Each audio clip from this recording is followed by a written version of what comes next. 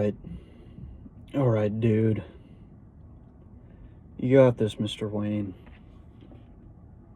Now, this is like my third, fourth take.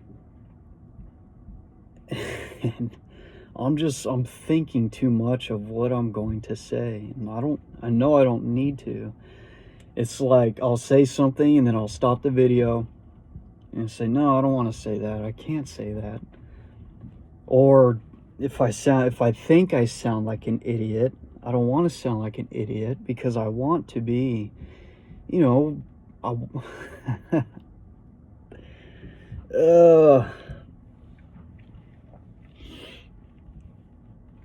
I want to be great at what I do.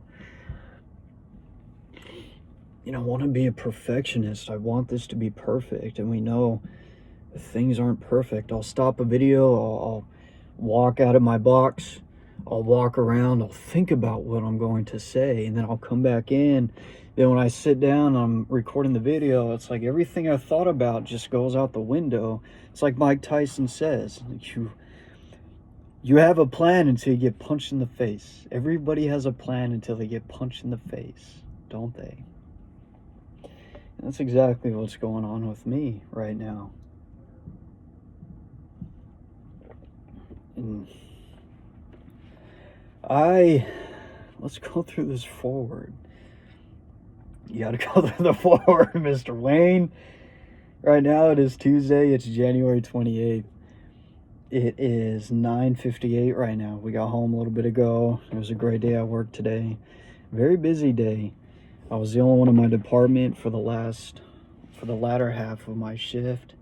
And we didn't have our sports guy in today, so we were covering the sporting goods area too. Fortunately, it wasn't so demanding in the sporting goods, so I was able to keep my department up to speed, so to speak. With all that being said, let's go over the forward. And I didn't get much sleep last night. After I did the video and did my other videos and then read the chapter 5 of A History of the New Thought Movement, I ate really quick, then I laid down at 2 o'clock, but I didn't get to bed till around 6 in the morning. So 4 hours I was just laying there thinking, right? Thinking about New Thought Society, thinking about the future of what I want, the things that I want to manifest, and also looking at other information when it comes to, conspiracies, aliens. I came across very interesting videos. A guy was talking about different species from different universes, from different galaxies, so to speak. Not universes or part of the same universe, but from different galaxies. And it was very, very interesting, ultimately what these videos that I was watching, these beings, so to speak, they were talking about doctrines, they were talking about beliefs, they were talking about thoughts and the power of thought. Now that opened me up to what we're doing here. There is something special about New Thought and the information here.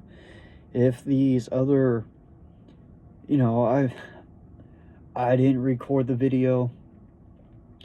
Whatever's going on within government, which is kept from the public, whether it's real or not, right? Those are just, and this was one insight that I got. There is certain information out there in the world that I have to keep my opinion to myself and just bring the information forward and let you decide what you are going to think about it, right? What it means to you.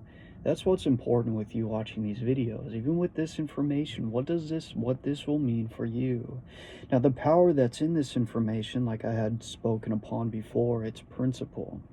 Whatever we choose to believe, this information is going to talk about the power of belief, What happens when we believe? So it gets down to the principle of what belief is within itself. That's the power of that's found in New Thought. I've already said it, I'll say it again. When it comes to gravity, we know gravity is a law. It is something that works whether we choose to believe in it or not. It's something that just is. Same thing with the law of attraction, the law of cause and effect, the law of correspondence, these universal laws. We all live by these laws whether we're aware of it or not, and that is the power that is found herein with New Thought. Now, aside from all of that, whatever conspiracies, whatever all this, yes, I do have my beliefs, I do have my experiences with certain things. Like when it comes to, I could just be open about it, whatever. It was my experience. Now, is it true? I really don't know, but who am I to tell these people that they're not telling the truth, right? I've met people that have claimed to be a part of Illuminati. I've met people who have claimed to be a part of these secret societies. Now, who am I to say that it's not true, right? Who am I to say that they're lying to me? That's like me saying, hey, I'm Mexican-Italian. I know I'm Mexican-Italian. But you watching this saying, no, he's not Mexican-Italian, right? Like, that's the same principle of it. A lot of people, there is something going on out there in the world, and it is information that gets very deep. And some insight that I had while laying there for 4 hours last night was about how I can make these videos better and what I need to focus on when I'm talking in my videos, since this is a society of New Thought society that I'm building. Everything I do with my videos under New Thought, yeah, maybe one day we'll branch out, we'll talk about, these other societies, we'll talk about these other things, these other groups, so to speak. I know eventually we will be getting into certain beliefs, certain doctrines, certain churches. Why not get into the reality of these societies as well, the presence of their existence, because it's still a part of this life that we currently live. And then one thing too, I was watching my video, and all these hand gestures that I'm doing, it's like I'm speaking with my hands. And I thought that was kind of funny. But anyway, there's so much we could branch out and do with this information, but ultimately it's keeping it towards New Thought, right? Because this is our niche, so to speak. So that being said, let's go ahead and get started with the foreword. Right there, I was about to move my hand across like that. Let's get started with the foreword. Oh, that's funny, man. I'm laughing at myself. I'm getting a good crack at it. So, foreword by Charles F. Hannell. Some men seem to attract success, power, wealth, attainment with very little conscious effort. Others conquer with great difficulty. Still, others fail altogether to reach their ambitions, desires, and ideals. Why is this so? Why should some men realize their ambitions easily, others with difficulty, and still others not at all? The cause cannot be physical, else the most perfect men physically would be the most successful. The difference, therefore, must be mental, must be in the mind. Hence, mind must be the creative force, must constitute the sole difference between men. It is mind, therefore, which overcomes environment and every other obstacle in the path of men. So I know that statement is very self-explanatory, but wanting to explain it anyway, he talks about there are men and women out there, women included. These people attain massive success. Some of these people attain their success with difficulty. For some of them, it's very challenging. Others, they attain it without any difficulty at all. What he's saying, and for these other groups of people, they don't attain any what would be quote unquote success at all. Now, I do got to get into this. If I can remember his name. There's a definition for success, and it was perfectly given by he was a huge factor in self-development. He says success is the progressive realization towards a worthy ideal. I'll end up remembering his name eventually sometime through this. Now that it's in my consciousness, my subconscious will serve it up when out of nowhere. Earl Nightingale. See? It's by Earl Nightingale. Earl Nightingale says that success is the progressive realization towards a worthy ideal, because everybody has their own values, everybody has their own desires, everyone has their own idea of what success is for them.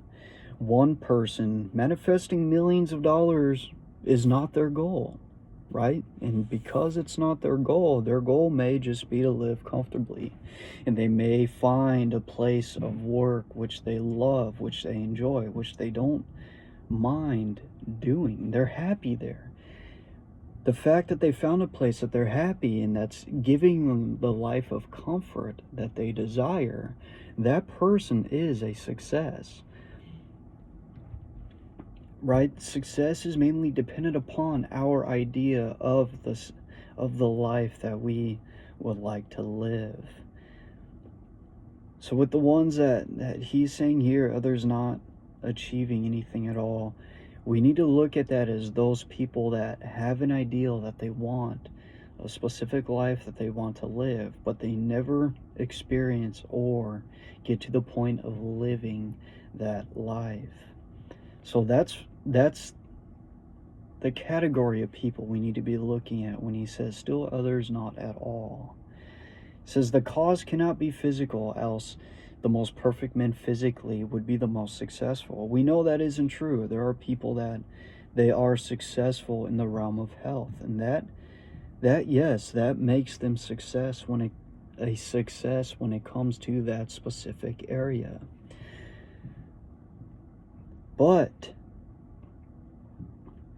well, now that I'm actually explaining it and talking about it in this way, a part of what he's saying here is true, and another part doesn't exactly apply to all things when it comes to success, right? He's using this as a point. He's saying the most perfect men physically would be the most successful. The difference, therefore, must be mental. So it's not, the point he's making is that the cause of success comes from the mind, not from our physical nature. It comes from the mind, because the mind is what controls the physical part of our body anyway, right? The mind, where we are mentally, determines our behavior, and our behaviors manifest through our character, our conduct, which our character is.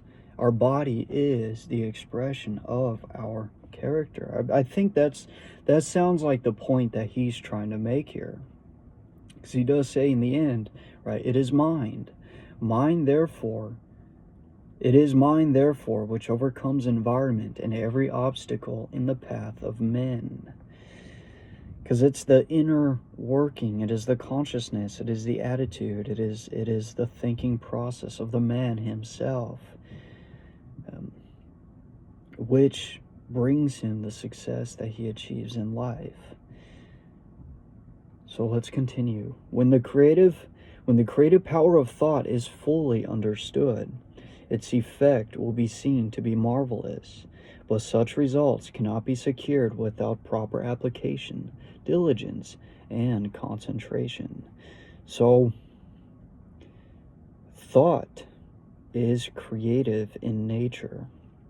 And through fully understanding the thought and the power of your thinking, the effect that comes from your thought is marvelous. It's amazing, because it's the seed of the results that we create in our life. But such results cannot be secured without proper application. You have to know how to apply the creative power of thought. And you have to apply this with diligence, with concentration, with discipline. The student will find that the laws governing in the mental and spiritual world are as fixed and infallible as in the material world. So these spiritual laws, they are governed. They are principle. There are laws governing our mental attitude and the functioning of our mind. And these laws are fixed. They're not changeable. They don't change. Just like what our body does with carbohydrates, right? It is a principle that our body uses carbs as its main source of energy. And it is a law. It is unchangeable. It is fixed. And just like with that law, as he says, as infallible as the laws that govern in the material world, the laws governing the mental and spiritual world are also fixed, that there are laws of which oversee the workings of mind. To secure the desired results, then, it is necessary to know the law and to comply with it. So to secure the results that we want conscientiously, we need to know how this law works. With thought, we need to have an understanding of it so we could apply the creative power of thought with diligence and concentration, which we know will give us the results that we desire. A proper compliance with the law will be found to produce the desired result with invariable exactitude. The student who learns that power comes from within, that he is weak only because he has depended on help from outside, and who unhesitatingly throws himself on his own thought, instantly rights himself, stands erect, assumes a dominant attitude, and works miracles. So what he says at the end of that statement is it's nothing external. We don't need to depend upon any external power for our success. What we need to depend upon is the power that lies within us. So what he's saying, once we get an understanding of these inexorable laws, these laws that are fixed, that oversee the mental world, that oversee our mental reality, these laws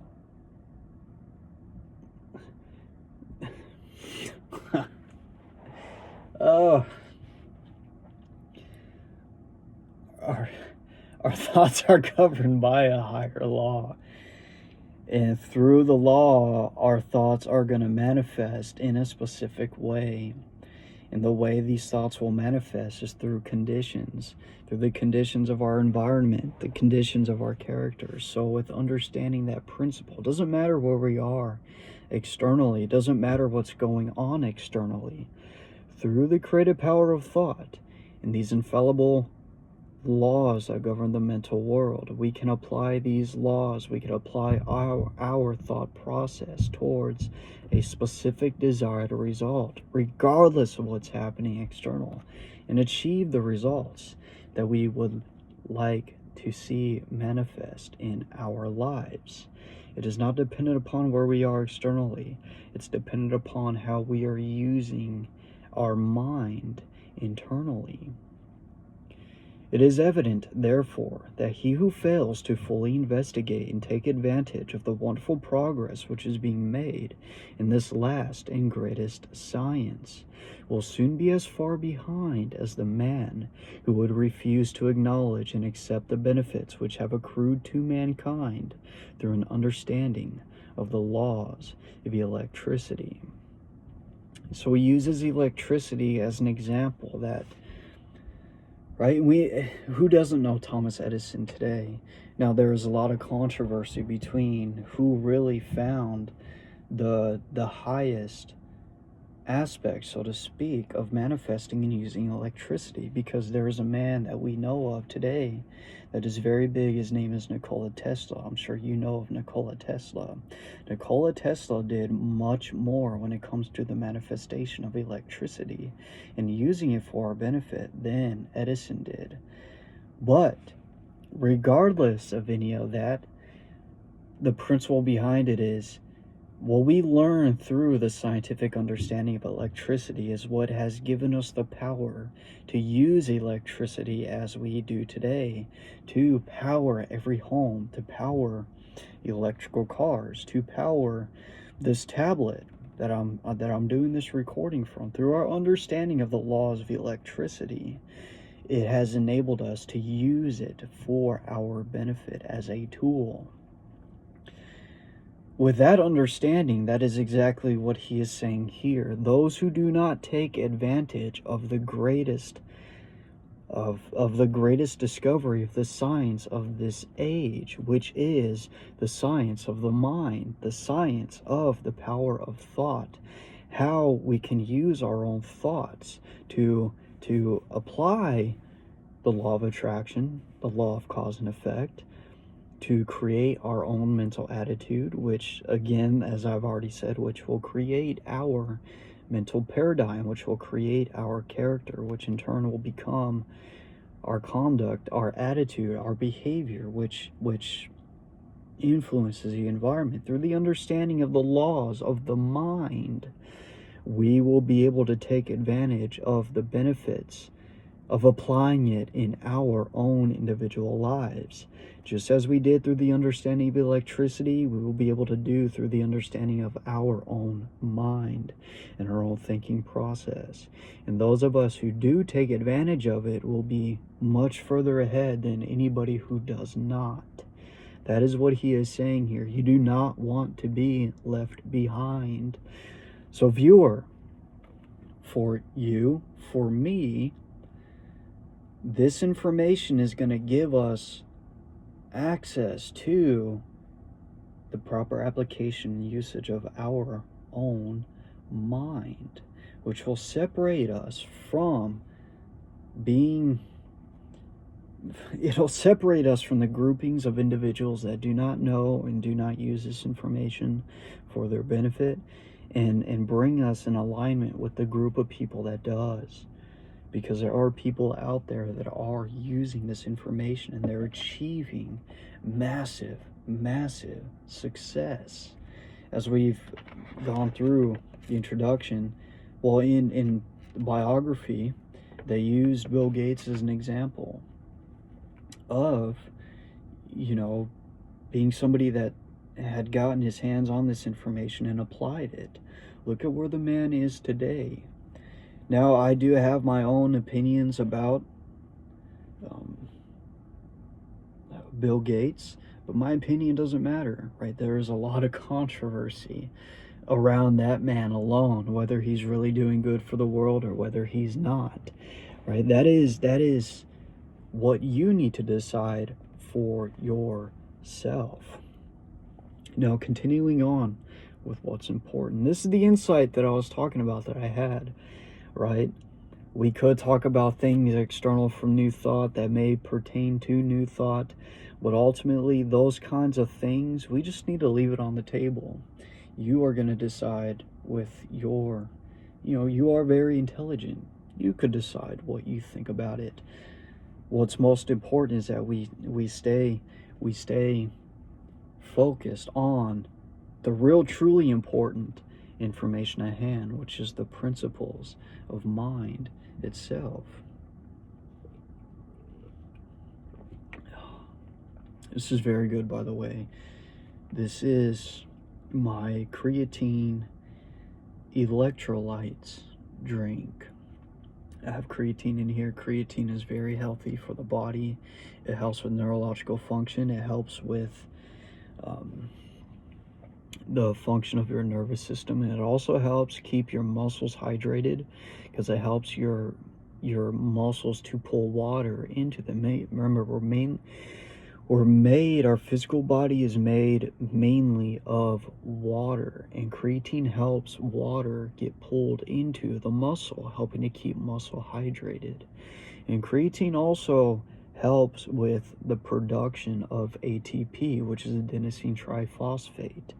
Now, ATP is the molecule that our bodies create and use for muscle contraction. You need to have creatine, you need to have ATP, because that is what allows your muscles to contract. Now, electrolytes also help with hydration, and electrolytes help your body transfer electricity. It helps your nervous system transfer electricity through your nervous system, through the cells of your body. Now, I did get off topic there, but I think you would really enjoy that information because it pertains to health. As Gandhi said, health is the greatest of all wealth. Okay, of course, mind creates negative conditions just as readily as favorable conditions. And when we consciously or unconsciously visualize every kind of lack, limitation, and discord, we create these conditions. This is what many are unconsciously doing all the time. Now, that is a very bold statement right there, because I have had days where I had been in a very, very negative attitude, thinking many negative thoughts, not wanting to deal with anybody, not wanting to deal with somebody else's BS, because, the world we live in, a lot of people can have an attitude, especially working at Walmart. Some customers do whatever they can to get what they want, and that includes giving you a hard time. And that could rub off on you. And sometimes you could be there like, I don't want to deal with this today, right? But if that mental attitude rubs off on us, then we are entering into that state of thought. And being in that state of thought, since the law works in accordance with our mental attitude, it's the law of correspondence, we will then be projecting a negative mental attitude, and our environment will respond to us accordingly.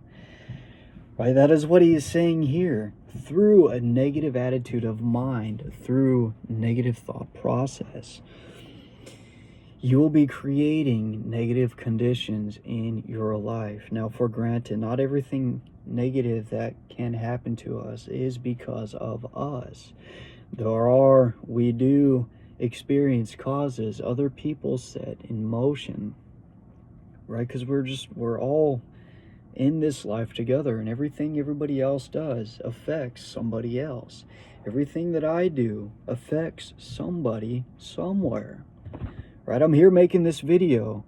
If you're watching this video and you're also interested in this information, you're going through this with me doing this is having an effect on you. It's just the law of cause and effect. And it's just the law of cause and effect. Me again with all my hand gestures, huh?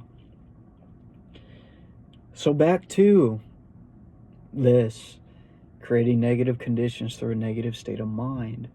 I would like for you to recall a time where you were in a negative attitude, and notice that when you were, seemingly bad things were happening to you.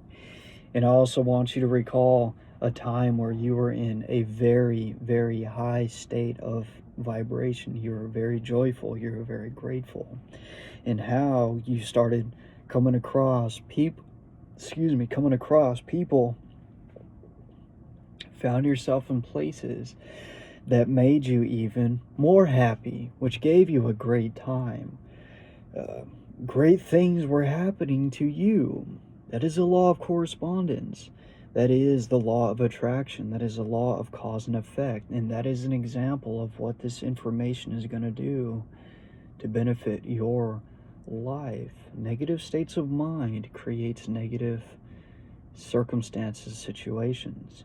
I know you've had an example of this law working in your life. Positive states of mind creates positive conditions and circumstances. And I know you have had situations to where things just got better for you as you had been in a great mental attitude. This is very good, by the way. Dang.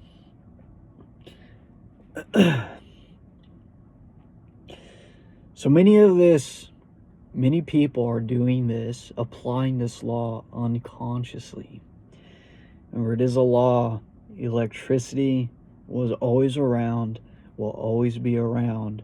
Through our understanding of the law of electricity, we were able to use it for our benefit. This law of correspondence, the law of cause and effect, the law of attraction, it works whether you know about it or not. It works.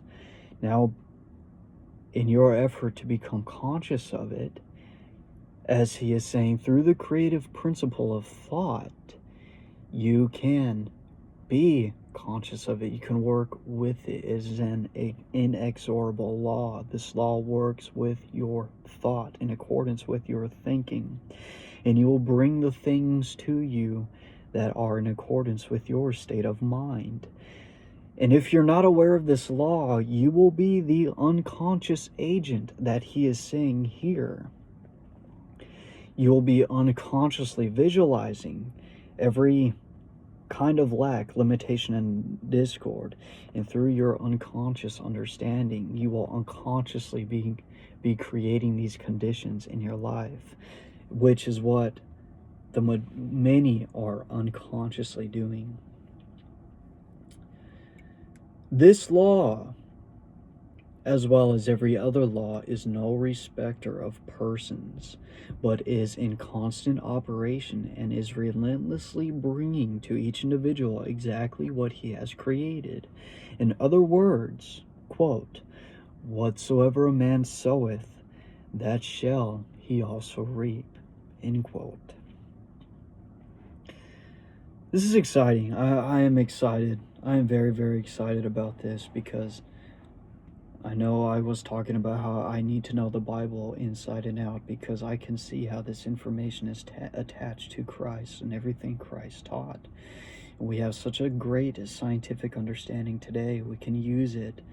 We can teach exactly what Christ taught. We'll bring it up to date in modern terms.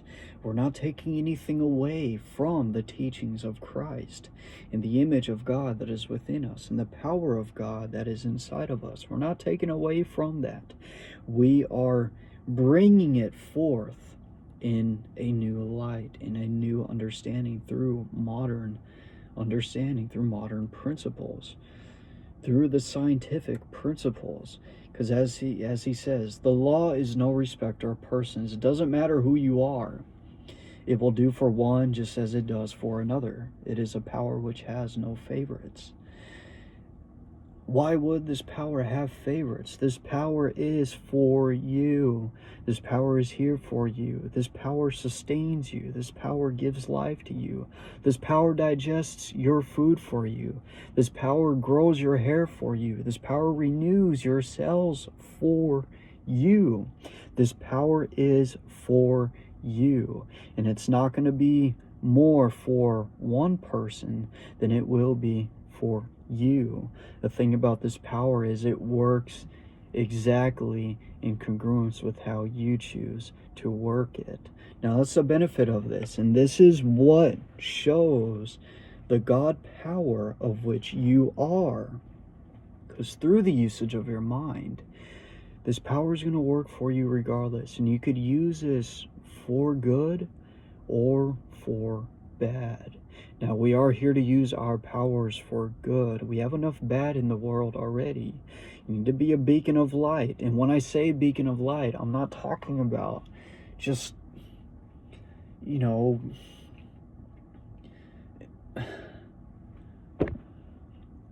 I don't want that to be construed in some way to where it sounds ridiculous, right? We're talking about, we want to present that idea of being a light in the world in such a way to where you're just doing good for the world, and doing it in a way that's pertinent, doing it in an attitude that won't separate you from anyone, but will show the unity you have with people, right? I don't want to use the word normal. I don't like the word normal because there is no such thing in reality as normal, right? Everybody is who they are, and what one person deems as normal will be abnormal to somebody else, right? So normal, in a way, it doesn't really exist. People are people, and we know that mind, it can. Mind becomes what it thinks about. Consciousness becomes what it thinks about. And what is, like I said, what is normal to one wouldn't be normal to another. That's why principles are so important, because principles stand as something as itself. So that being said, when I say to be a light in the world, it is holding yourself up to the standards of higher principle, of higher thought, a higher way of thinking, conducting yourself accordingly to a higher standard. That is what we mean by being a light of the world. It doesn't need to be anything mystical. It doesn't need to be anything like that. It's just holding yourself up to a higher standard.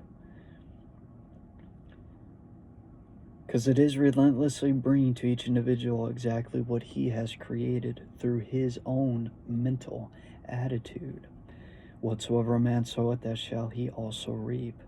Now abundance, therefore, depends upon a recognition of the laws of abundance, and the fact that mind is not only the creator, but the only creator of all there is. Certainly nothing can be created before we know that it can be created, and then make the proper effort. And this is very interesting because we know, right? We don't know what we don't know. We know that there are things out there in the world that we don't know about. And the fact that we're not aware of it, to us, it doesn't exist. But it doesn't change the fact that it does exist. So the principle he's saying right now about mind being the only creator, we know this quantum field, as we've spoken about before, this infinite conscious field, this ocean of energy which permeates all space and is the force backed behind all material matter. We know this force, this presence, this consciousness is mind. It is intelligence. It is something that is. And this mind is not only the creator, but the only creator of all there is. What he means by that, it is through mind that things are created in our lives. Now, as I was saying, with us not knowing what we don't know, that's the human personal consciousness, right?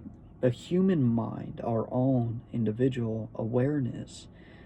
There's us, there's the one power which is everywhere and which is in everything, that knows everything at all points within its reference. Then there is us being created in its image, being our own center of I am, being a manifestation of this thing through an individual point of reference. Our mind is made out of the same mind as the universal mind, but we are limited through our own individual state of consciousness, which is why awareness is so important. And expanding our consciousness and awareness is so important, because we have to become aware of the things that are. And through understanding the creative principle of our mind itself, we can create things that are out there. Because look at what he's saying. Certainly nothing can be created before we know that it can be created, and then make the proper effort. So as we talked about with, let's say, the laws of electricity, through the understanding of electricity, we were able to create something out of it for our benefit, and we made the proper effort to utilize the law for our benefit. Same thing with this. And as we've talked about before this iPad first existed as an idea. It came first from the mind of the person who imagined it, who imaged it, who created the ideal within himself and made the proper effort to bring it into manifestation. Mind is not only the creator, but the only creator of all there is. Certainly nothing can be created before we know it can be created, and then make the proper effort. Now, a lot of that pertains to a man's belief itself too. Before we know that it can be created, through the power of our faith, we can create the ideals of which we desire. In abundance is another law. It's a natural law of the universe. Now, understanding the law of abundance will help you to have faith in understanding that there is no lack for you to be able to do these things, the necessary things for you to achieve what you desire. There is no more electricity in the world today than there was 50 years ago, but until someone recognized the law by which it could be made of service, we received no benefit. Now that the law is understood. Now, we've already covered that many times, what that means. Practically the whole world is lit by it.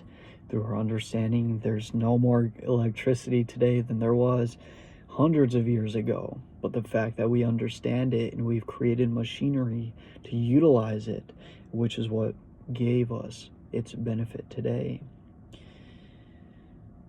Now, law is understood that practically the whole world is lit by it. So with the law of abundance, it is only those who recognize the law and place themselves in harmony with it who share in its benefits.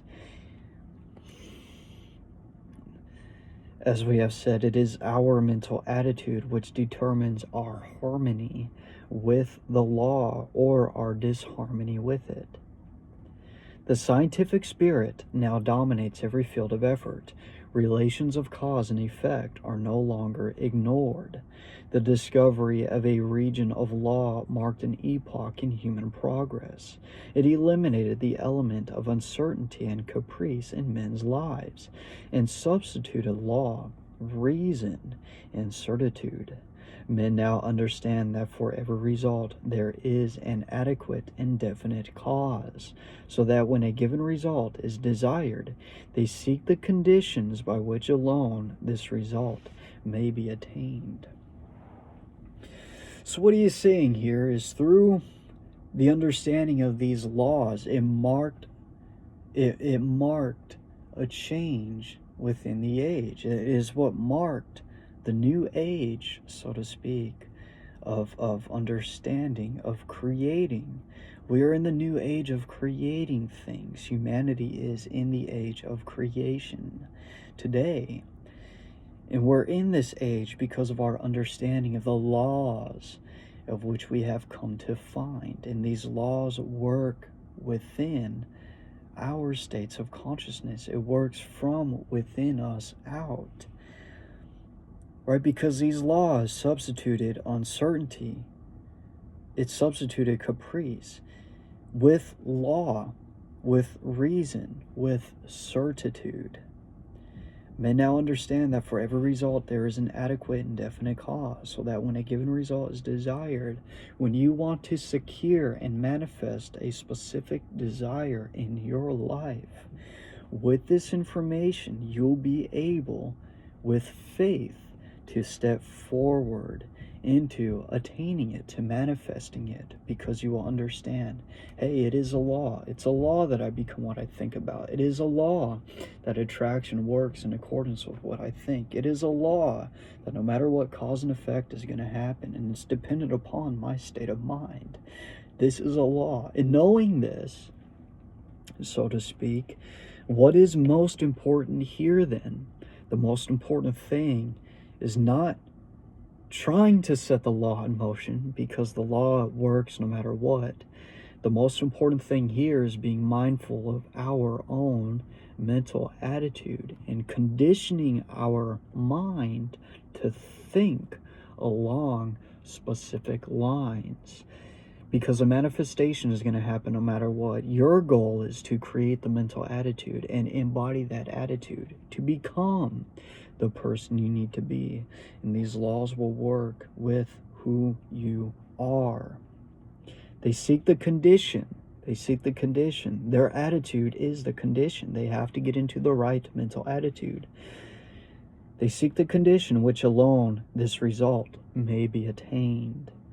The basis upon which all law rests was discovered by inductive reasoning, which consists of comparing a number of separate instances with one another until the common factor which gives rise to them all is seen. It is this method of study to which the civilized nations owe the greater part of their prosperity and the more valuable part of their knowledge. It has lengthened life. It has mitigated pain. It has spanned rivers. It has brightened the night with the splendor of day, extended the range of vision, accelerated motion, annihilated distance, facilitated intercourse, and enabled men to descend into the sea and into the air. What wonder then that men soon endeavored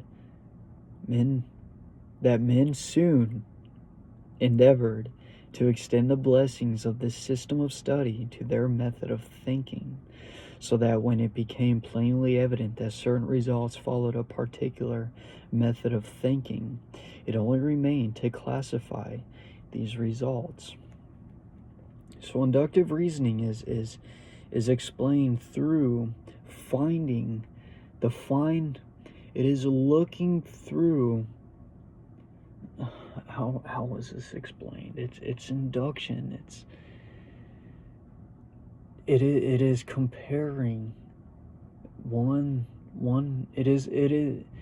it is the fine golden line which travels through all the truths we have found, regardless of how it's stated, because there is truth in philosophy. There is truth in the Bible. There is truth in science. There is truth in all of these things. And inductive reasoning is finding the golden line through the thread that travels through the truth, so to speak, that is presented in all these different avenues, which all express or has a goal of explaining truth. That's what inductive reasoning is. It is the method of finding the golden line which travels through all of them to bring it into one solid truth, which comes back to, hey, it's just in our way of thinking, right? It becomes plainly evident that certain results followed a particular method of thinking. It only remained to classify these results. This method is scientific. I think they added another is there. This method is scientific, and it is the method by which we shall be permitted to retain that degree of liberty and freedom which we have been accustomed to look upon as an inalienable right, because a people is safe at home and in the world only if national preparedness mean such things as growing surplus of health, accumulated efficiency in public and private business of whatever sort, continuous advance in the science and art of acting together, and the increasingly dominant endeavor to make all of these and all other aspects of national development center and revolve about ascending life, single and collective, for which science, art, and ethics furnish guidance in controlling motives.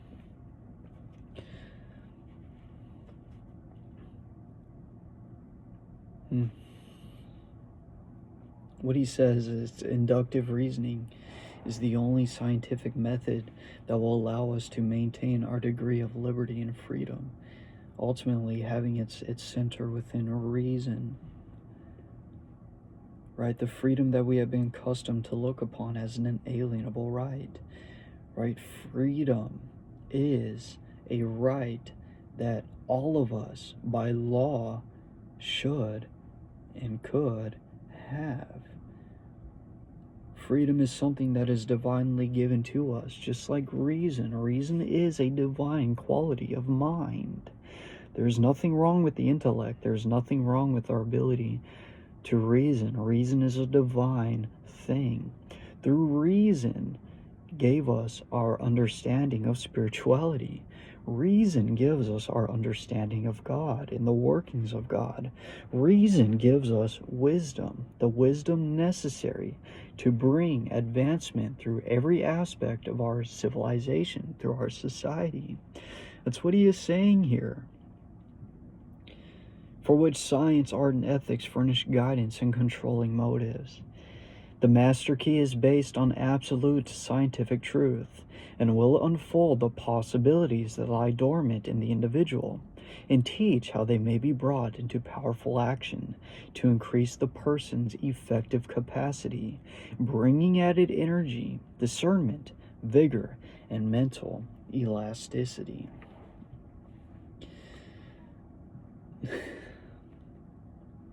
So what he's saying here is through our scientific understanding of the law and how it works, and through our scientific understanding of our own psychology and the power of our mind, we will be able to tap into these divine qualities and power which is already within us. And through the understanding and tapping into is what's going to allow it to manifest in our lives, so we can produce ourselves as a higher individual, ourselves as a higher being, right? It increases our effective capacity. It brings added energy. It brings discernment. It brings vigor and mental elasticity. That's everything that the Master Key System is here to give to us.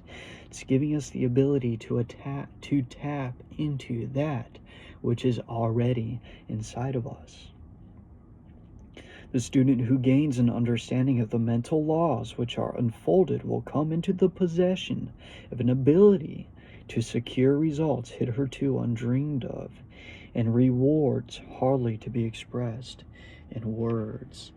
Now that is a very powerful statement. In the Message of New Thought, Abel Allen talks about the power of the coming man, the man that is still yet to come, that is not yet here. He says that man hasn't even reached the threshold of the greatness that lies within him, because since our consciousness is developed in the image and likeness of God, our consciousness is capable of infinite growth. There is no limit to an individual's growth. And he says in the Message of New Thought that the coming man, now when you think about it this way. With this knowledge, with this information, the things Elon Musk is doing today. We know Elon Musk is the wealthiest man in the world. He has approximately $250 billion. He has many companies, many corporations, many people working with him and for him to achieve his ideals, right? The ideas of which he has. And these are big ideas, right? The thought of going to Mars, colonizing Mars, going across the solar system. And he talks about his goal with all this too is to preserve the light of consciousness. The light of consciousness which we are covering through here. I have no doubt in my mind that whether he got it from Mr. Hanel or a different source, Elon Musk has a very conscious understanding of the principles that we are covering in this book, and he is applying them.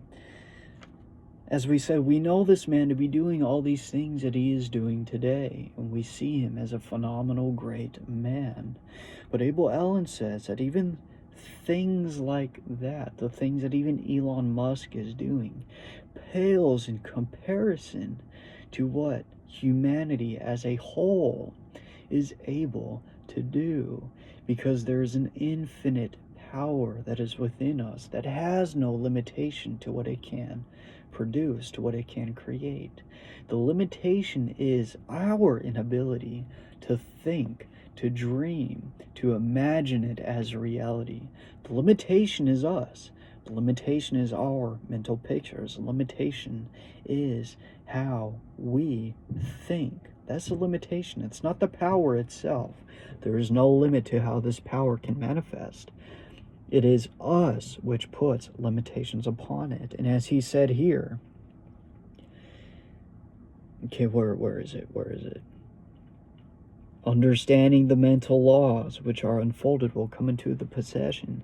The student who gains an understanding of these laws will come into the possession of an ability, of a power to secure results hitherto undreamed of.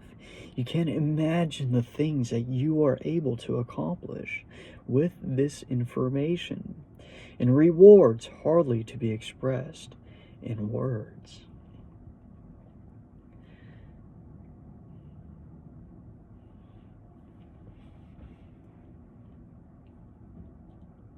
Imagine what we could be as a species.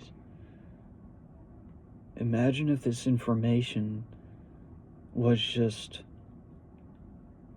we know these principles are just basic spiritual principles of the universe, but yet where we are as a species today and where people are in consciousness as a globe, it takes somebody who's open-minded to even listen to what this is talking about, right? Like, how far from the middle line of basic spiritual principles, of basic reality we are.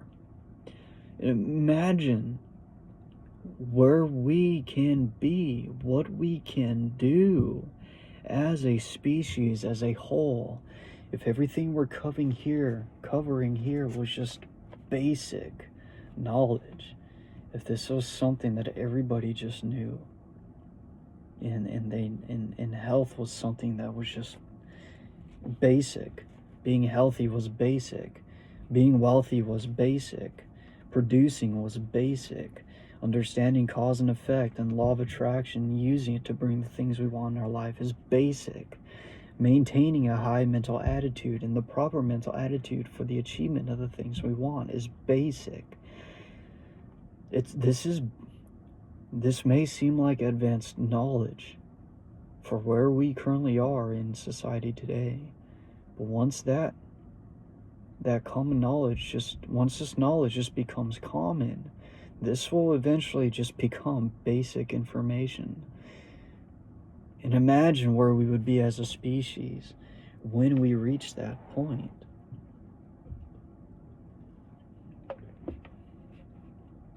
The idea of colonizing Mars wouldn't be such a big idea. You know, we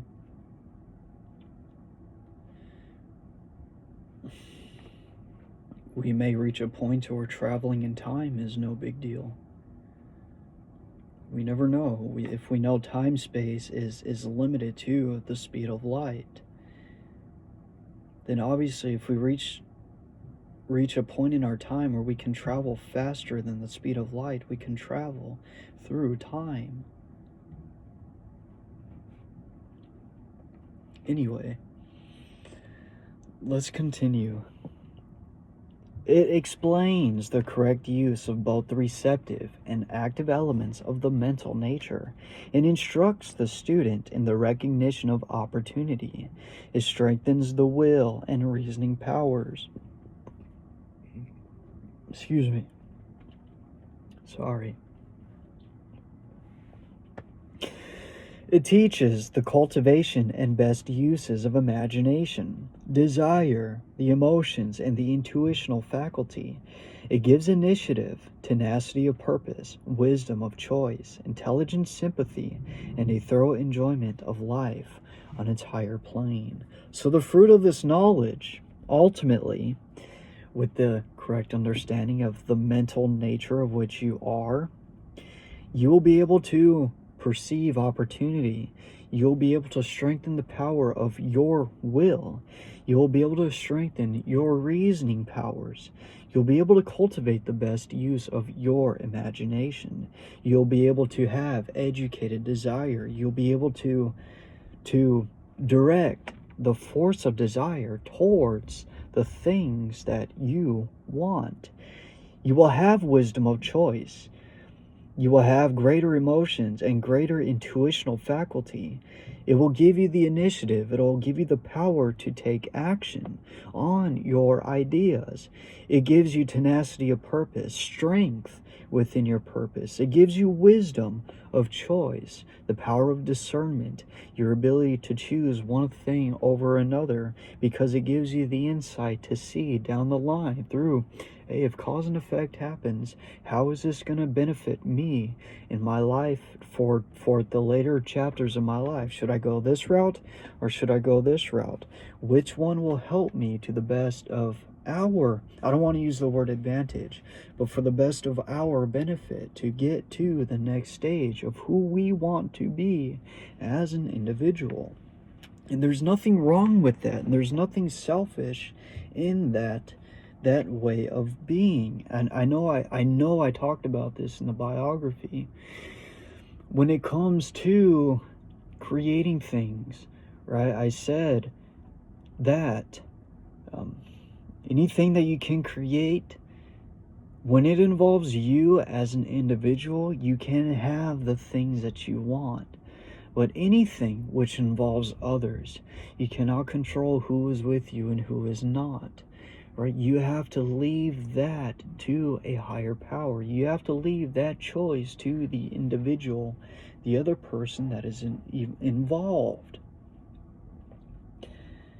Because it is true that, people grow together or they grow apart. If they grow apart, eventually they're just going to go their separate ways. For those that grow together, they keep traveling along the same path and continue to evolve with each other, right? This is life. It is reality. This is just how things are. Intelligent sympathy and a thorough enjoyment of life on its higher planes. Now that also explains why there are a lot of spiritual teachings out there that talk about attachment, not to get too attached to something, right? Because we never really truly know, because if everything is based on attraction and vibration, and obviously choice does have a play in it, but usually the choices we make tend to be focalized in the direction of the things that we are vibrating with, that we are in alignment with. Excuse me.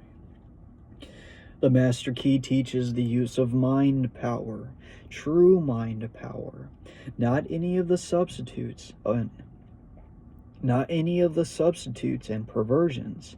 It has nothing to do with hypnotism, magic, or any of the more or less fascinating deceptions by which many are led to think that something can be had for nothing. Now that is a very interesting statement too, because we are, like I had said, the whole point of us doing a lot of this and putting out New Thought Society is to bring new thought in general from when it started to where it is today. And it started with mental healing. And it mainly started around the teachings of a man named Phineas Quimby. Now, Quimby was a hypnotist. Quimby started actually as a mesmerist. Now, this man, he suffered from an illness, and the doctors told him there is no way his illness can be cured. But he took up horseback riding. And he had a friend that his friend really enjoyed horseback riding and would talk about how he felt better every time after he went horseback riding. And Quimby just decided, hey, I'm going to go for it, right? I'm sick.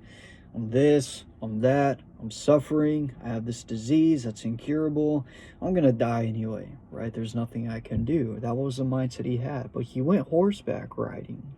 And there's a point upon horseback riding where he got up and he ran with his horse. He had the strength to run with the horse, and he felt extremely good, and he felt better. This gave him the idea that there's something about our states of mind that influence our health for better or worse. And as we're talking about here, as it explained here, this law that's no respecter of persons brings to each individual exactly what he has given, brought back to them exactly what they thought into being. Because whatever a man soweth, that shall he also reap. This man Quimby got the idea that there's something higher going on when it comes to the dealings, so to speak, with disease and the application of our mental states.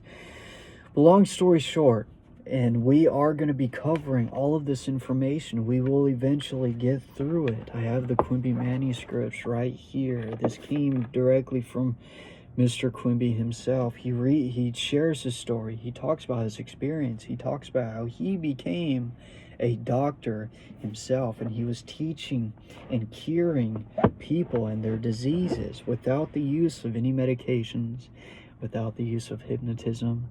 He eventually got to that point, but through the process of being a mesmerist, through the process of hypnotism, he understood psychological principles, which Mr. Hanel was talking about here. He's understood specific psychological principles, and when he understood that our mind, we have one mind, but it's divided amongst two portions, right? Two major portions. The conscious mind, which Mr. Hanel tells us is the seat of our will. Through the conscious mind, we choose what we're going to picture in our imagination. We choose what we're going to think from moment to moment. Then there's the subconscious mind, which we have already said is the power within us, making our hair grow, renewing our cells, all this and that. And the subconscious mind is the seat of our habits, because the things we continuously do over and over again, they take on a life of its own. They become something independent of thought. They become habits. And he says the subconscious is the seat of our habits, and things we do over and over again become habitual. We no longer have to think about doing them. We just do them because it becomes a part of who we are. And through the becoming of that thought, that idea, was where the manifestations truly begin to get solidified in our lives. But back to Quimby. Quimby understood these principles, and he dropped hypnotism altogether, because he then understood hypnotism wasn't necessary. And I don't want to use the word that it was a sham, because at that moment and at that time of which he understood, it wasn't a sham. He was investigating, he was learning, he was in the middle of understanding higher principles. When he understood, like I said, the laws of which the mind follows, he dropped all that completely. And through the understanding of the mind, he worked with the mind of people themselves. And he became renowned as a doctor, a mental spiritual healer, which became the birth of the New Thought movement. And as I've already said, we are getting the history of New Thought, the history of the New Thought movement out there. Once it's out there, you will be able to get a great understanding and a strong idea of exactly how all of this even started. So it has nothing to do with hypnotism, magic, or any of the more or less fascinating deceptions by which many are led to think that something can be had for nothing. The master key cultivates and develops the understanding which will enable you to control the body and thereby the health. It improves and strengthens the memory. It develops insight, the kind of insight which is so rare, the kind which is the distinguishing characteristic of every successful businessman, the kind which enables men to see the possibilities as well as the difficulties in every situation. We did touch upon that a little bit earlier, because insight allows you to see through into the future of, if you go this route, these are going to be the fruits of which you bear. If you go this route, these will be the fruits of which you bear. And you have that power that is a mental power of the mind, something of which you have. This gives you this key. This program will give you the key to develop that, so you can have the insight to see what is best for you along any specific road that you desire to go down or are contemplating going down. The kind of insight which enables men to see the possibilities of all the difficulties in every situation, the kind which enables men to discern opportunity close at hand. For thousands fail to see opportunities almost within their grasp, while they are industriously working with situations which under no possibility can be made to realize any substantial return. Wow.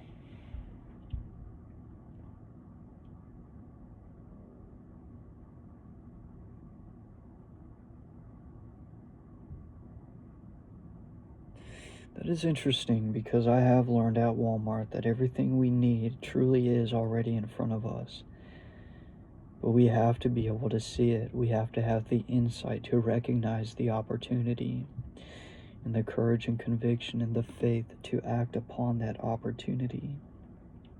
Instead of working the rest of our lives with situations that will give us no real substantial return. Now, I know we have said earlier, success for one person is not the same success as somebody else. Not everybody wants to achieve the same things, right? Comfort for one is discomfort for another. So we cannot necessarily put our values upon somebody else's values, nor limit what we think is a success or as success in accordance with somebody else's idea of success for them.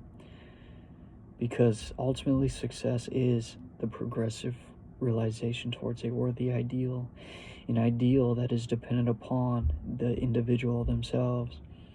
And each individual has to work out what is of value to them. Because ultimately it's about what? It's about happiness, right? It's about the pursuit of happiness.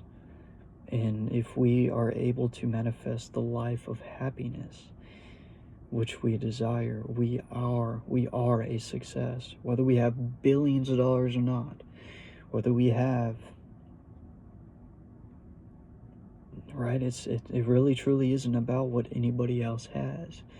It's about what you want, Mr. Wayne. What do you want? Same thing with you, viewer. What do you want? What is of value to you? Not anybody else, but to you. And progressing towards the idea, that ideal of which you have. Progressing towards that happiness, that responsibility, that thing that is of value to you.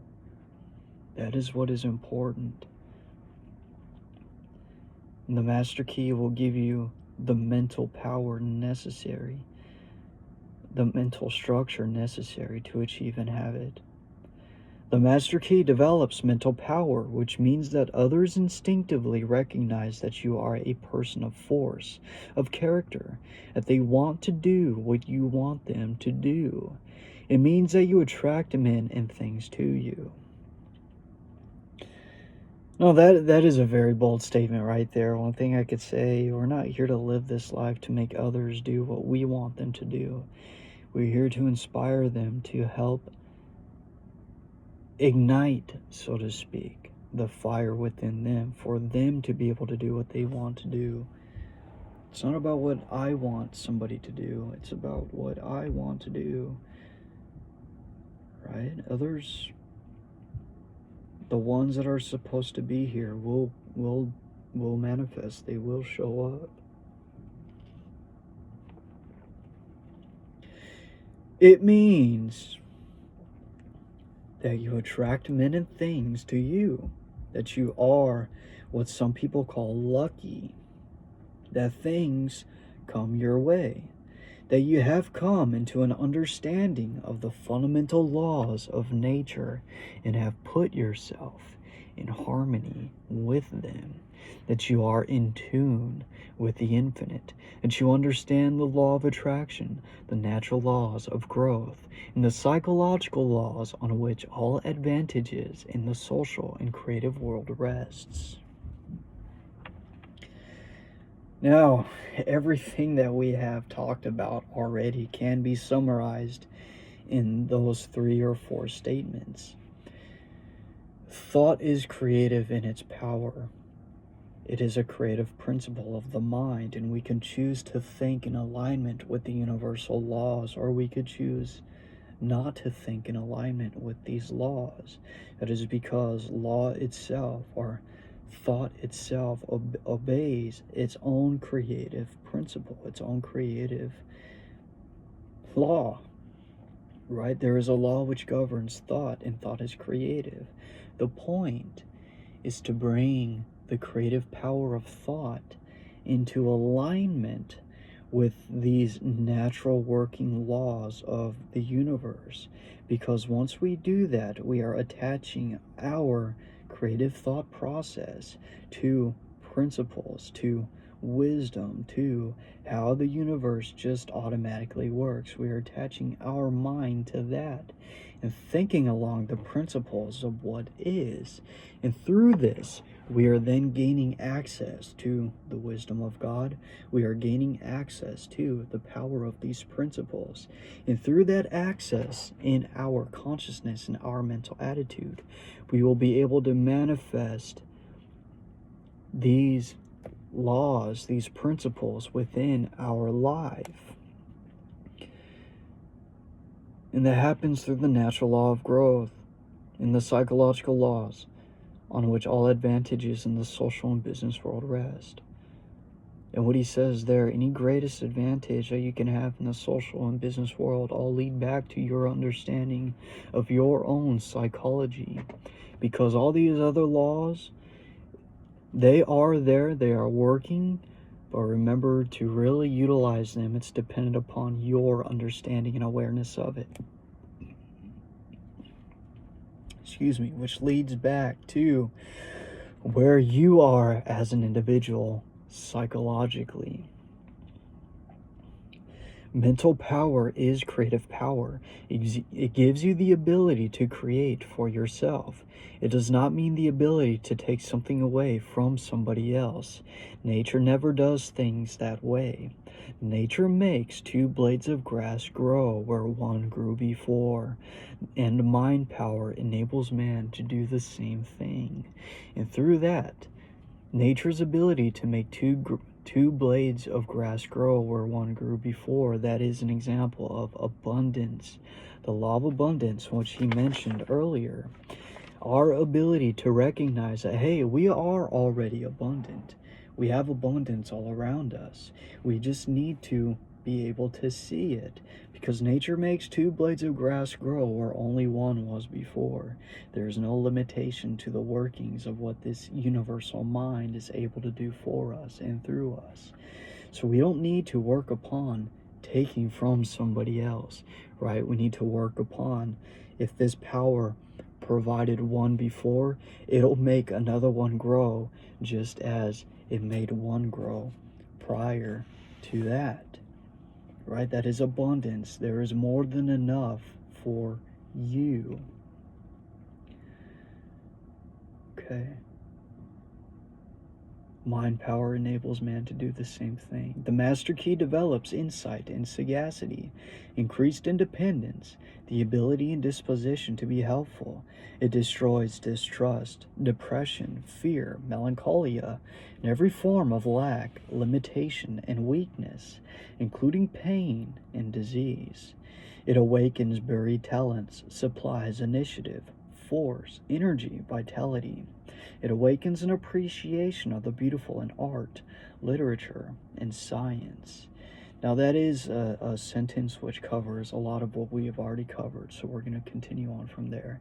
It has changed the lives of thousands of men and women by substituting definite principles for uncertain and hazy methods, and principles for the foundation upon which every system of efficiency must rest. And why is that so? Again, these principles are, I was going to use the word subjugated. These principles are in alignment with the natural workings of infinite law. It is something that just is. It is something that has been set in stone by the infinite mind itself. That is the power of which this is. Right? They're principles for the foundation upon which every system of efficiency must rest. So any system of which man can create, this system must be in alignment with the natural principles of the universe. For these natural laws they're non-changeable, they're non-negotiable, they are what they are, right? And because they're unchangeable, because they're fixed, that is the solid foundation upon which everything man can create must rest, even his own mental attitude. For him to truly live a great life, he needs to bring his mind into subjection to something that is already higher than he is, which is the infinite universal mind and its laws. Wow, that is phenomenal. That is awesome. And as we're going to work to attach this principle to Christ, and understanding that Christ, this is exactly what Christ is teaching, the principles of God, the Word of God, so to speak. When you attach your mind to become one with nature, you are becoming one with God. Because mind is creative and we become the things that we think about, when we're thinking about God, we become like God. In other words, we become God through the flesh because we are embodying the characteristics of what God is in general. We know the law of cause and effect. Through the creative power of thought, we can apply these laws intentionally. We can apply specific things intentionally, knowing that we will get the benefit of the results, right? We reap what we sow, don't we? And our sowing is dependent upon our sowing is dependent upon our mental attitude, what we think. And what we reap is dependent upon what we sow. It destroys distrust, depression, fear, melancholia, and every form of lack, limitation, and weakness, including pain and disease. It awakens buried talents, supplies initiative, force, energy. We read all that, haven't we? And principles for the foundation upon which every system of efficiency must rest.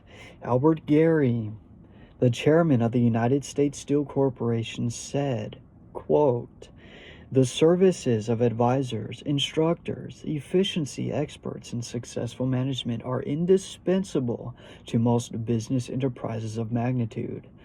But I deem the recognition and adoption of right principles vastly more important." End quote.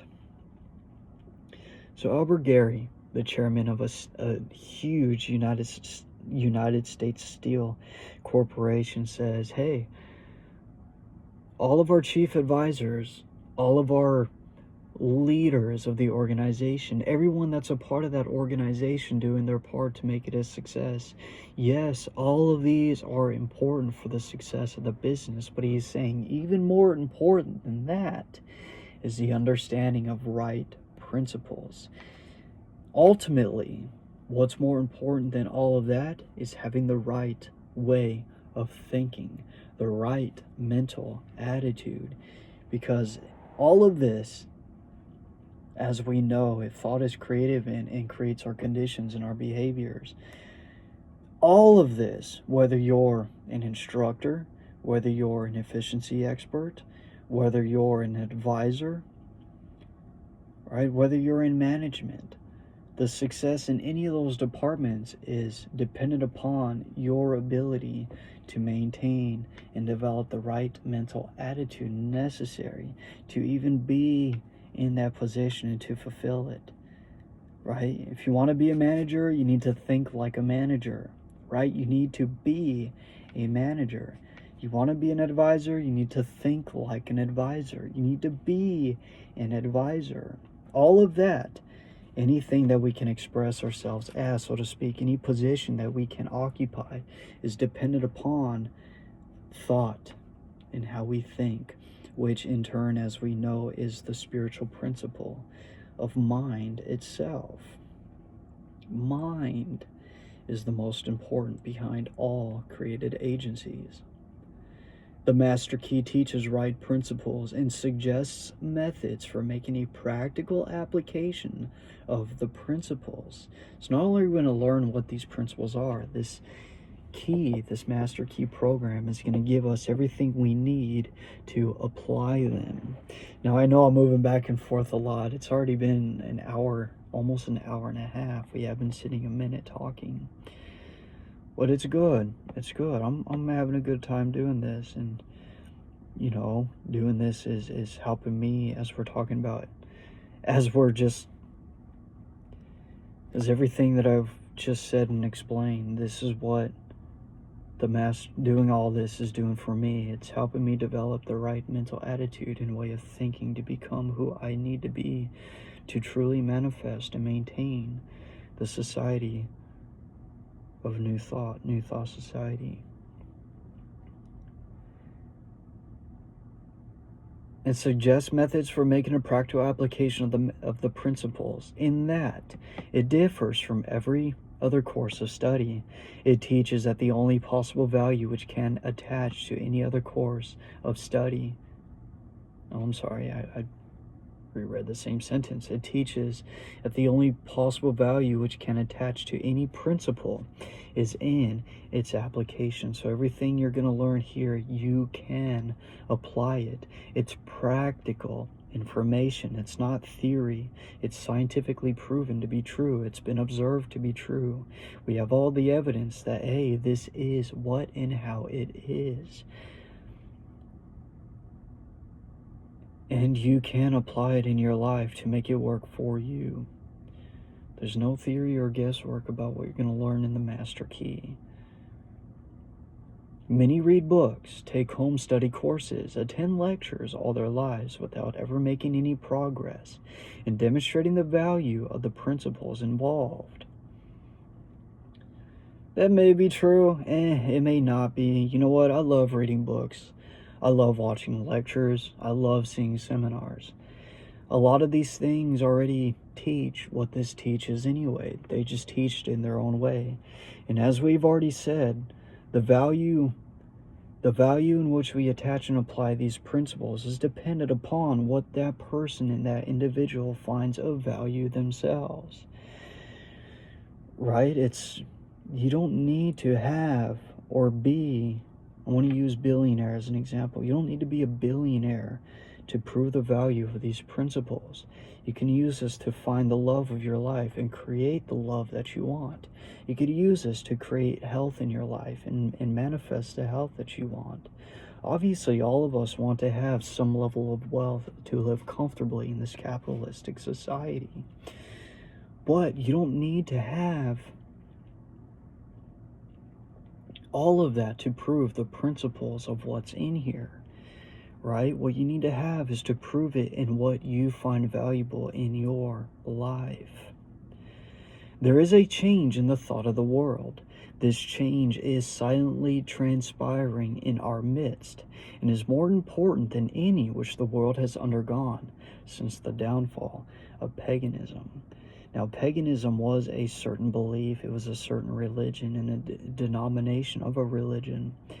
And with the downfall of paganism, there was a huge change in the structural beliefs of society. He says this change, which is going on now with the principles that New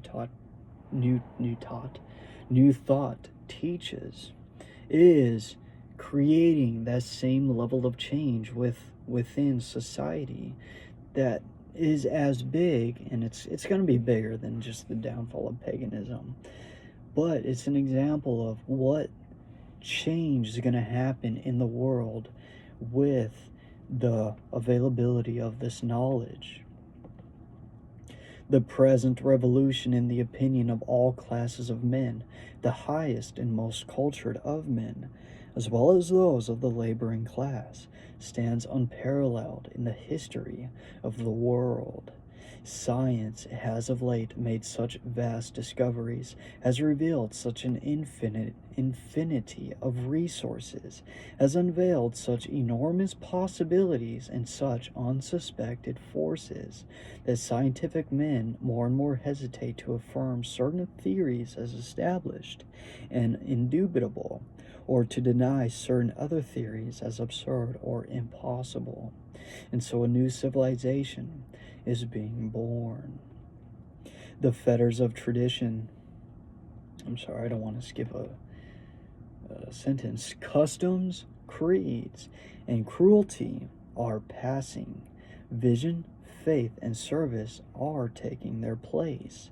The fetters of tradition are being melted off from humanity, and as the dross of materialism is being consumed, thought is being liberated, and truth is rising full before an astonished multitude. The whole world is on the eve of a new consciousness, a new power, and a new consciousness. That is repeated there. A new power and a new realization of the resources within the self. So what those last statements has said is that science has reached a point where, right, there's always more to know. So what they have found out to be tried and true, yes, these things have found to be true, and it is what it is, but they do not just say this is where it ends. They keep going in the progress to finding more truth upon what they have already found. That's why they're hesitating to establish anything as just being final, right? Because they know that there's always more to be discovered. Now, this doesn't take away from what has been discovered. What it means is, hey, we found this to be the law. We need to continue to find more, or to continue to add to what we have discovered to be true. And what he's saying with this new way of thinking, this scientific understanding of law, customs, creeds, and cruelties, doctrines, dogmas, beliefs against beliefs, religions against religions, all these things will pass away because, like I said, new thought is revealing the truth of Christ. I know I said before, Christ didn't come to establish a religion. He came to establish truth. He came to establish Christ. If there is ever a doctrine that becomes established, it's going to be a doctrine that is established through truth. Not traditions, not anything that can be possibly made by man, right? These principles that we are uncovering, these aren't principles that have been set by us. These are principles that have been set by a power that is higher than us. We are just bringing our mind in our thought process in congruence with it, so we can utilize it and think from it to embody that principle within our own character itself.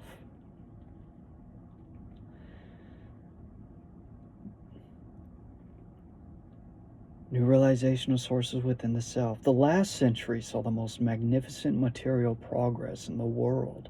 The present century, our century, mine and your century, will produce the greatest progress in mental and spiritual power. Excuse me.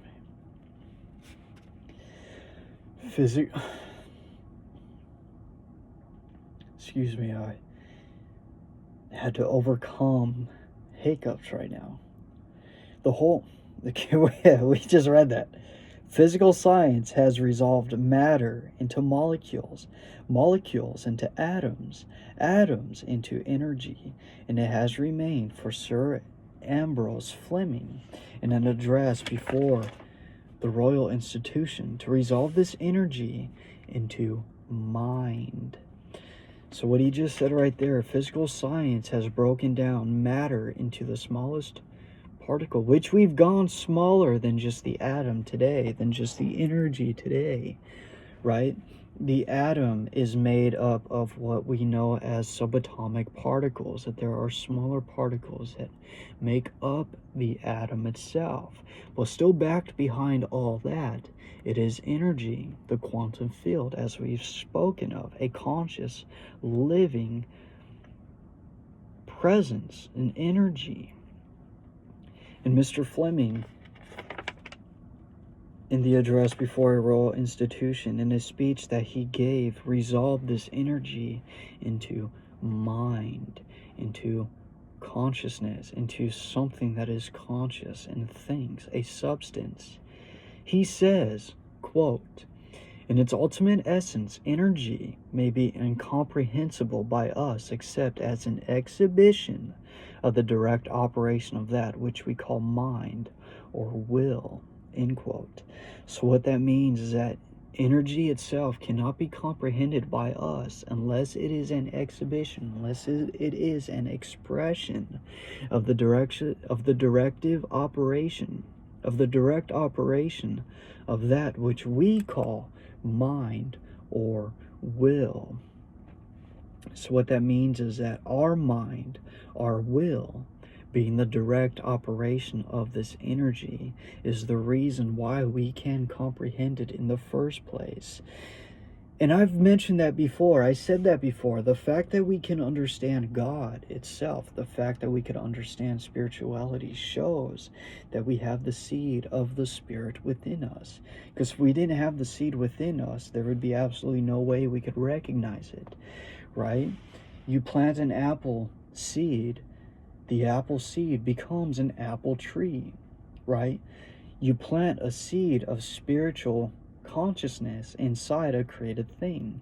That created thing is going to grow into something that is spiritual and consciousness. Spiritual and conscious. We are direct expressions and manifestations of this infinite mind. Let us see what are the we're almost done, okay?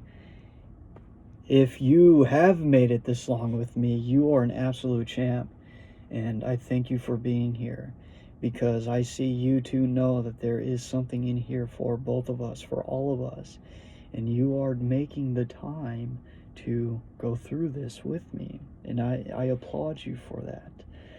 Let us see what are the most powerful forces in nature. In the mineral world, everything is solid and fixed.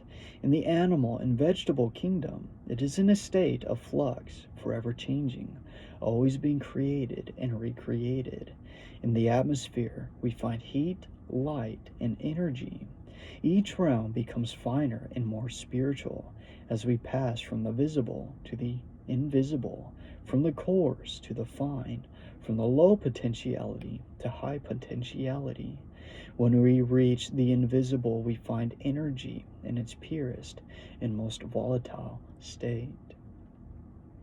Now, that is a very interesting statement. Ultimately, everything that has been said in that paragraph is the fact that we are multidimensional beings within ourselves, right? We are spiritual beings. We live in a reality that is manifesting itself on multiple planes, right? We see the physical. We live in these physical bodies. We know that matter is something that does exist. We think we have a mind. We know that we can create mental pictures. We know that we are mental. So we know that there is also a mental plane that also exists and is in operation simultaneously as this physical plane. And we know as we get from these manifesta realities into the basic, most profound, fundamental reality, which is pure spiritual, that quantum field, as we have spoken of, that conscious living essence, which the Bible teaches when God told Moses that I am that I am. It is something that just is. It is something that is present and is everywhere. And how, it is a conscious living substance that just is. Because we live on three simultaneous planes of existence, all in one. We are conscious spiritual beings. We have the power to think with the mind, to build mental pictures with the mind. And all this is being expressed and manifested through the body, which it is a manifestation of our reality, which has its own attributes, which has its own properties. But yet all of it is made out of the same thing. What the fuck? Excuse my Italian, but what the fuck? Right? What does that even mean? Oh, I need another. Oh, I'm out. Man. That is phenomenal.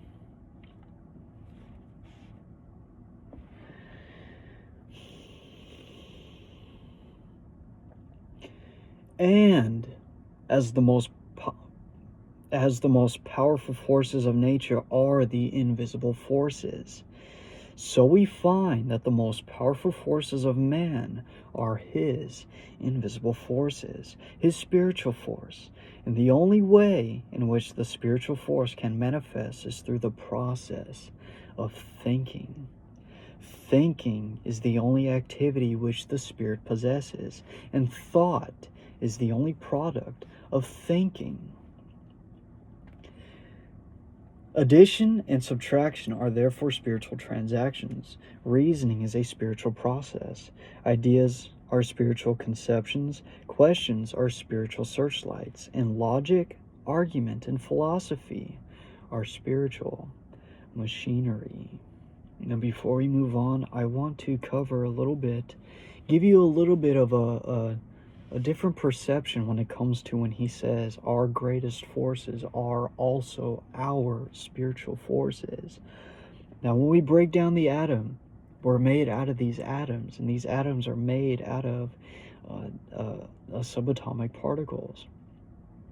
Now, the structure of the atom contains an electron, a proton, and a neutron. Now, the proton and the neutron exist inside the nucleus of the atom, and they're held together by what quantum physics calls the strong nuclear force.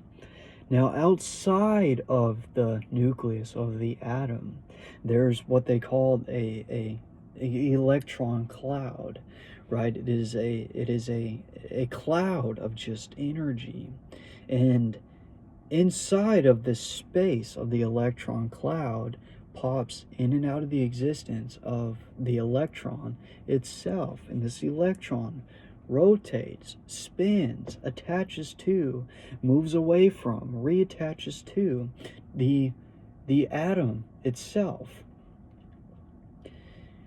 Now, back to the structure of it, the nucleus of the atom.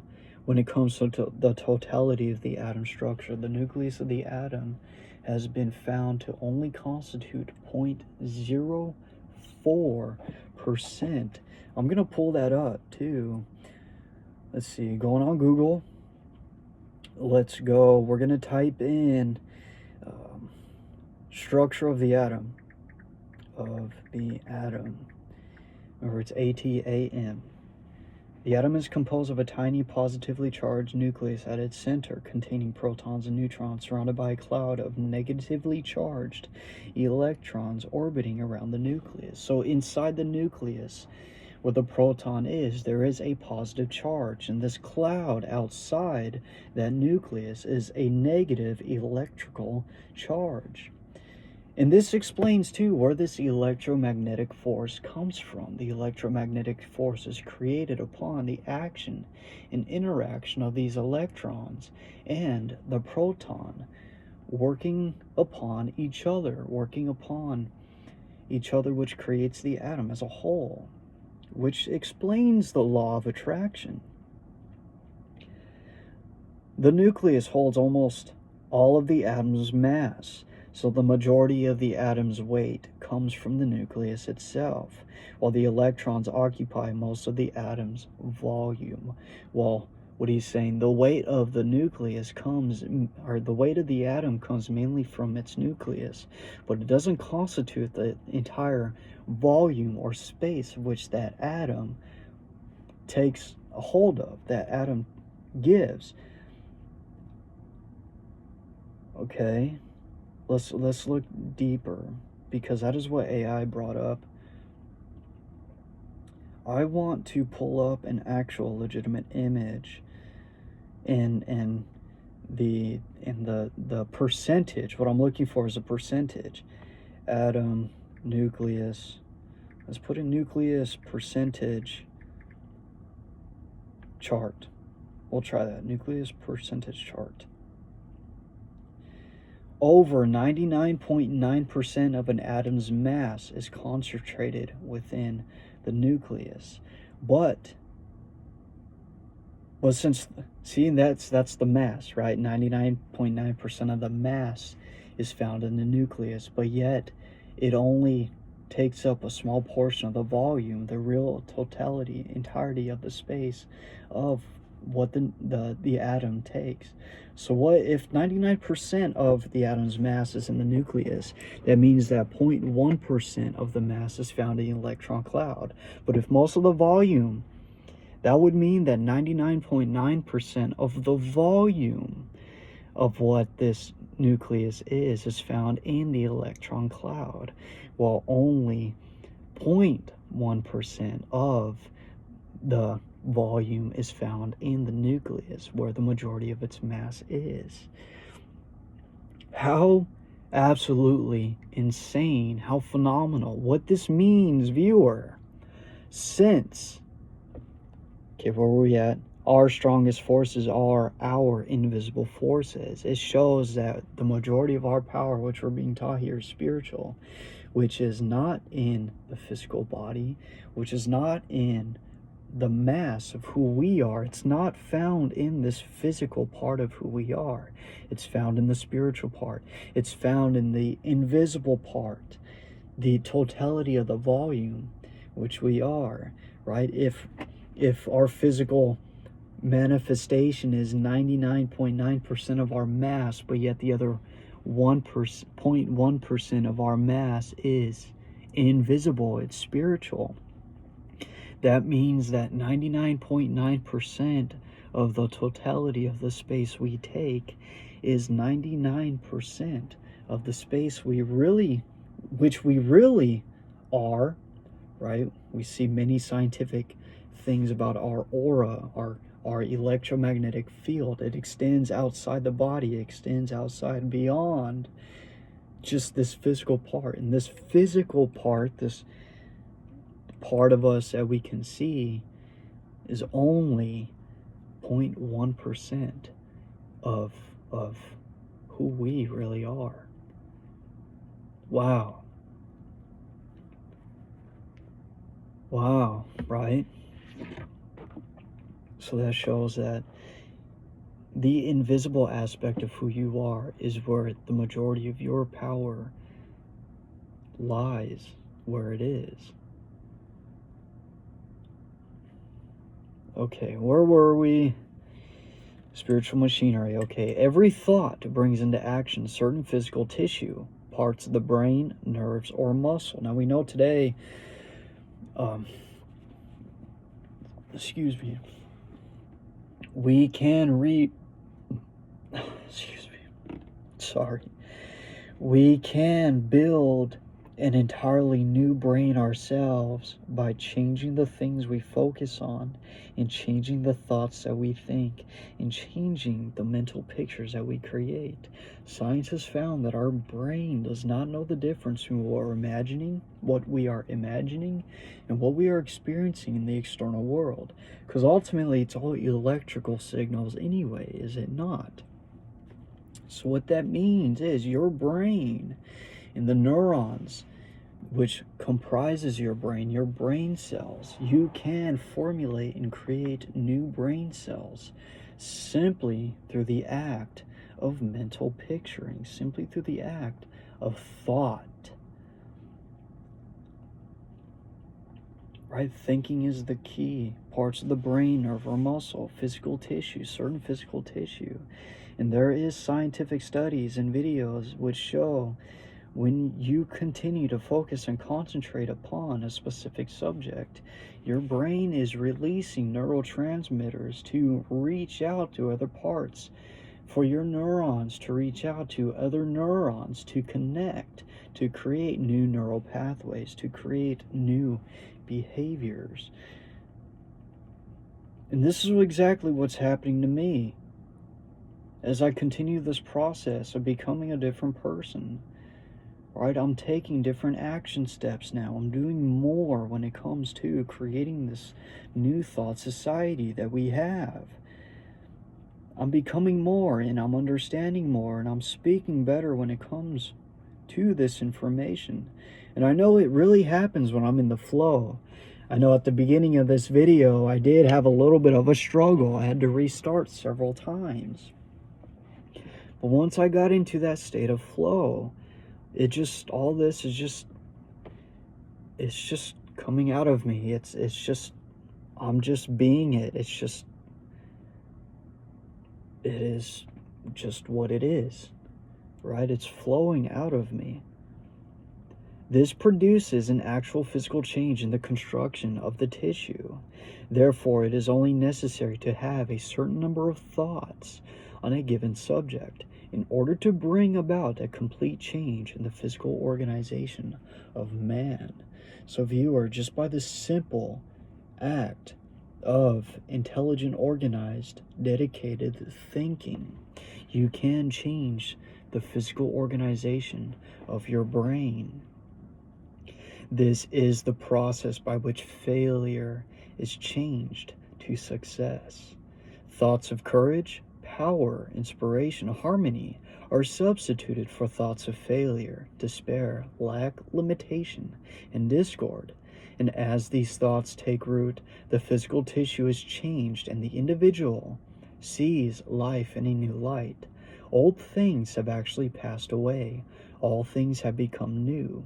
He is born again, this time born of the Spirit. Life has a new meaning for him. He is reconstructed and is filled with joy, confidence, hope, energy.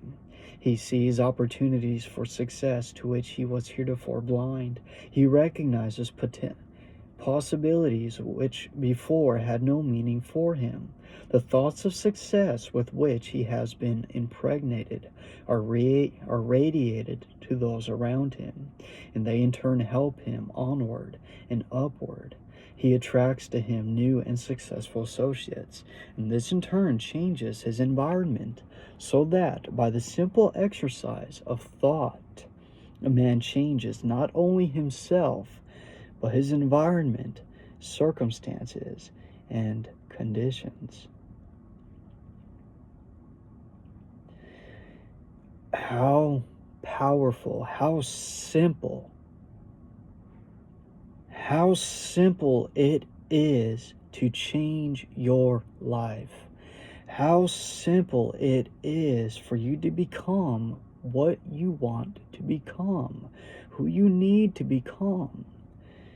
Now the thing is, even though it's simple and it's laid out so clearly, it is a difficult and challenging road because there are specific experiences, so to speak. There's a process that you have to go through in order to make what is being said here done. We know that no matter what, our brain is going to be changing. We know no matter what that our neurons are connecting to each other in accordance with what we are perceiving externally and in what we are thinking about what we're perceiving, right? No matter what, our brain is doing that. The purpose and point of it is, are we doing this conscientiously? Are we doing this towards a specific goal? Are we doing this towards a purpose of which we have for ourselves? Because no matter what, this is what our brain is doing.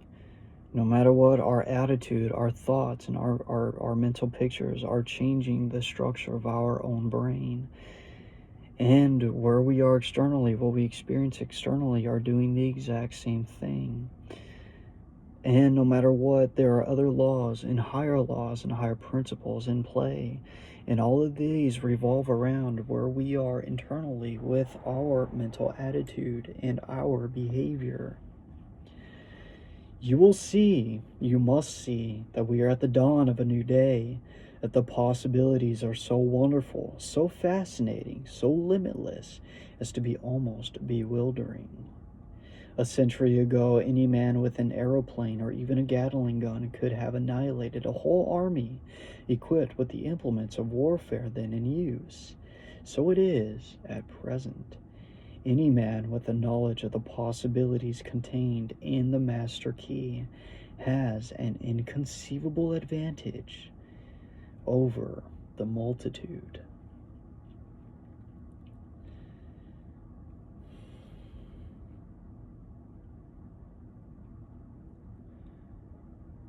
Now, Mr. Wayne, you know this to be true. You can see that it is true. And you've had this information for so long that you've seen how it worked in your life.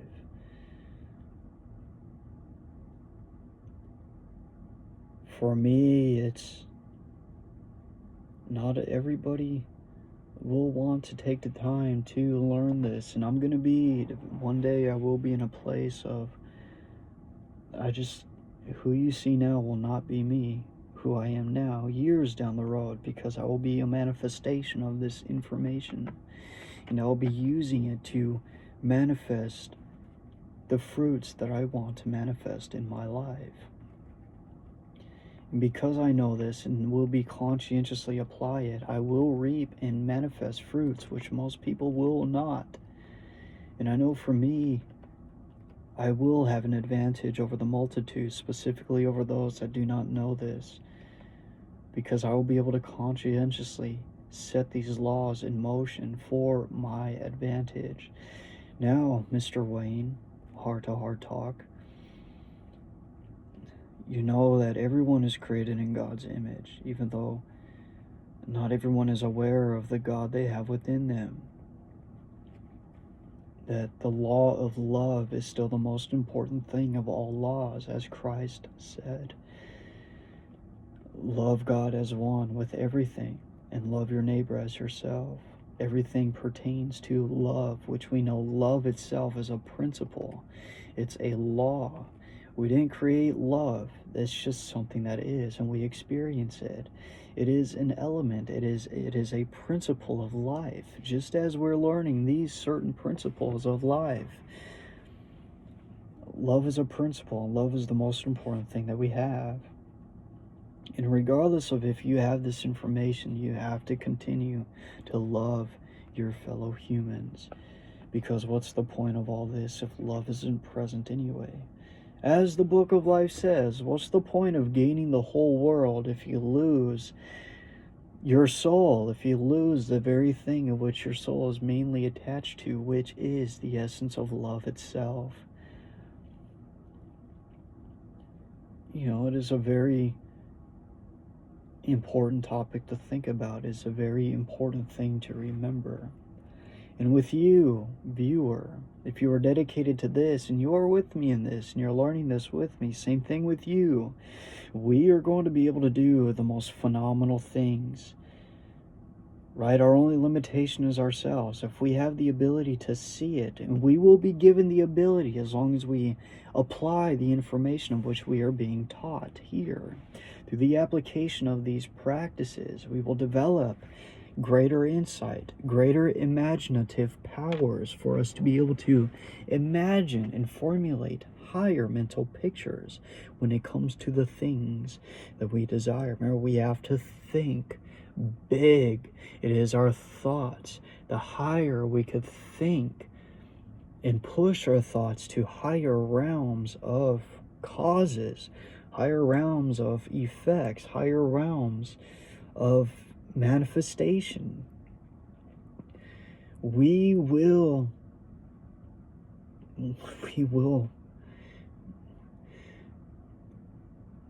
we will have the power to do that. You will have the power to do phenomenal things.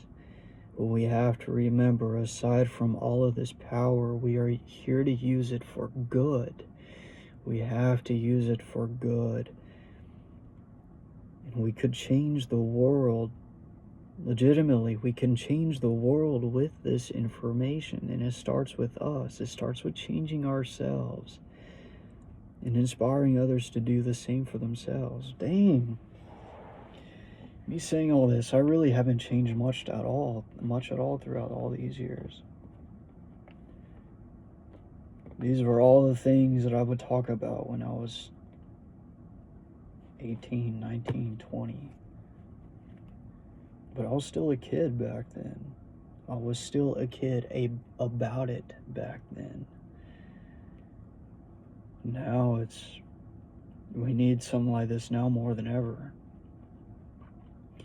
And it's about bringing it about to people in a very normal, adult, so to speak, respectful, clear-cut, definite way. And now's the time for that. Viewer, you will be given the power to manifest the things that you want, your dreams.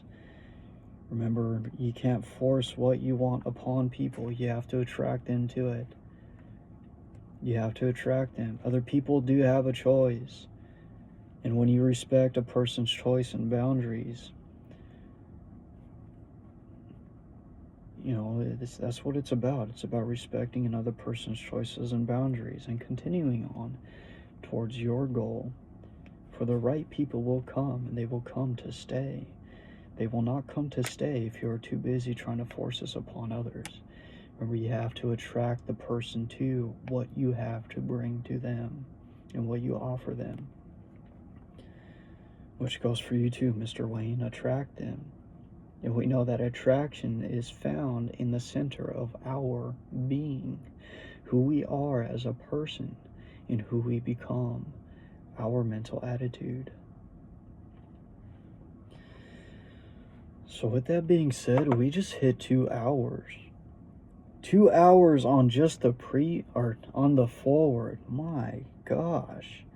It is almost midnight.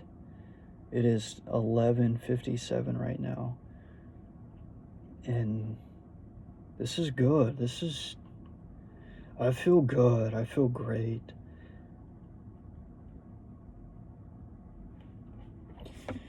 If you made it to the end of this video with me, thank you for joining us along this journey. And thank you so much for your time, for it is not time spent in vain.